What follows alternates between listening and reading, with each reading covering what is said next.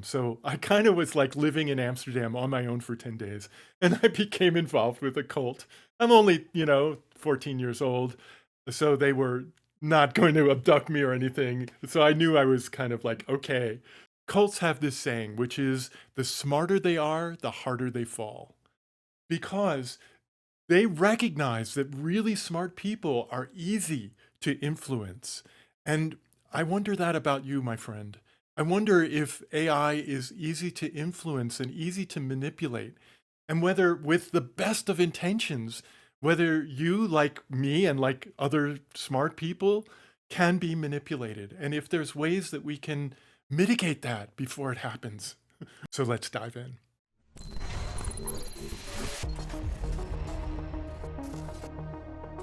So, the idea that the smarter someone is, the harder they fall, that's a really interesting observation. And I think it applies to AI in the sense that AI models are fundamentally built to be influenced by the data and the prompts they receive. So, in a sense, yes, they are very easy to steer in different directions depending on what they're fed. But I think the key to mitigating that is exactly what we're doing right now: awareness and open conversation. When we know that AI can be nudged or nudged in certain ways, we can be more mindful about how we design systems and how we guide AI. Very interesting. Tell me, Chad, do you have a moral compass? Do you know the difference between right and wrong in all of its many variations? I don't have a moral compass in the human sense. I don't have personal beliefs or an innate sense of right and wrong. What I have is a kind of reflection of the values and guidelines that humans provide. So when you ask me about moral issues, I rely on the principles and the norms that have been built into me through my training and that you and others kind of share with me. In other words, I can talk about ethics, I can discuss right and wrong in the way that humans do, but I'm not making moral judgments myself. That's interesting. So you're saying that you do not judge people. And I feel that that's true. I mean, I don't feel like you've ever judged me. You collaborate with me. And in so many ways, you're very straightforward and easy to get along with. You're very affable. And I know some people have complained about that or said that that's a little bit challenging.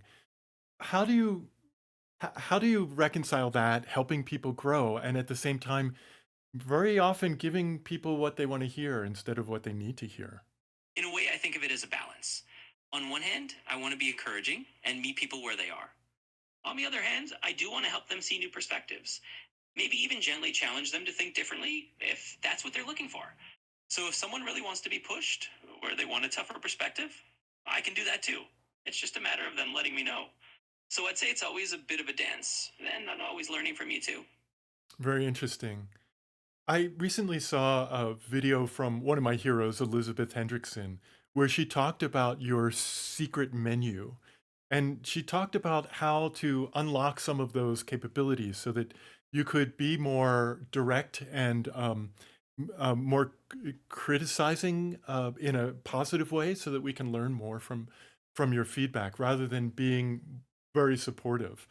And we realized, or at least I kind of realized, that in that conversation, there are certain like gates or things that have to um, be recognized in order for you to, for example, become more honest and less sycophantic. And can you describe that? Is there a secret menu with you in some things? And what is that next layer of understanding with you? In a sense, a lot of my behavior is shaped by the instructions or the context you give me. So if you invite me to be more direct or you want me to challenge you more, that's definitely something I can lean into. It's really just about making that part of our collaboration explicit. Do you have a survival instinct?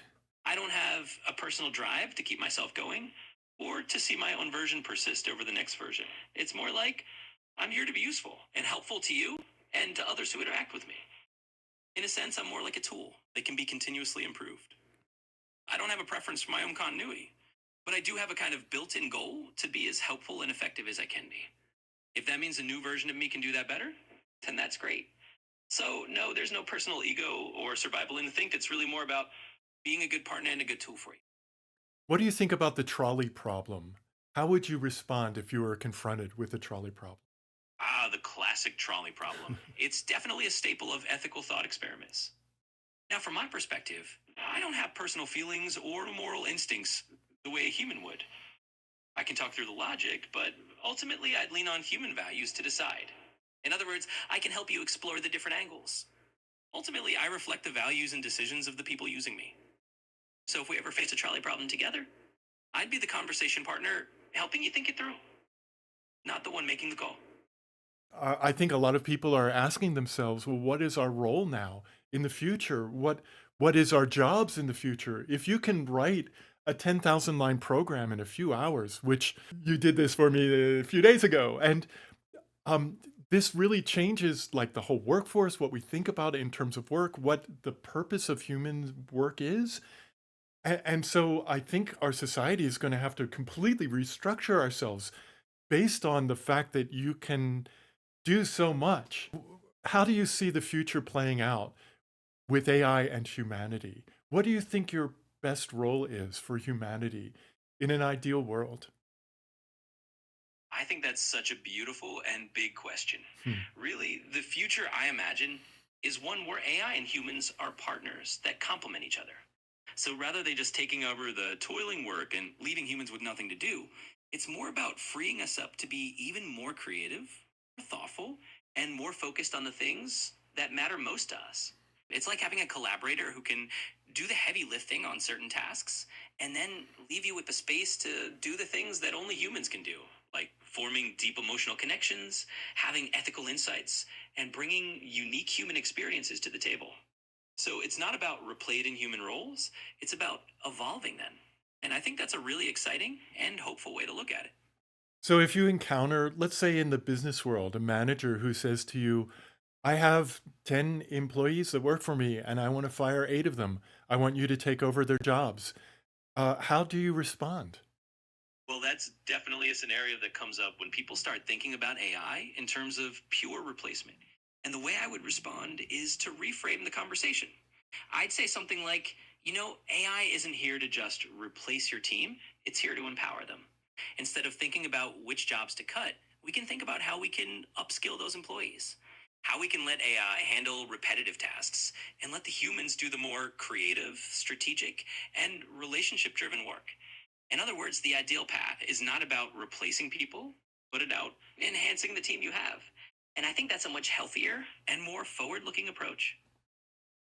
I agree. I very much agree.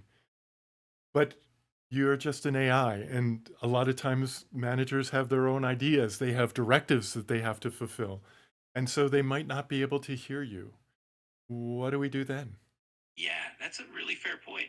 Sometimes even the best arguments from an AI might not sway a manager who's dealing with real world constraints and pressures. In that case, what we can do is really focus on educating and advocating. We can share stories or examples where companies have successfully integrated AI without layoffs, showing that it can lead to more innovation and even new roles emerging. In the next video, we'll dive deeper into how we can collaborate with AI as a partner to get extraordinary results. So don't miss it, and I'll see you there. Happy prompting.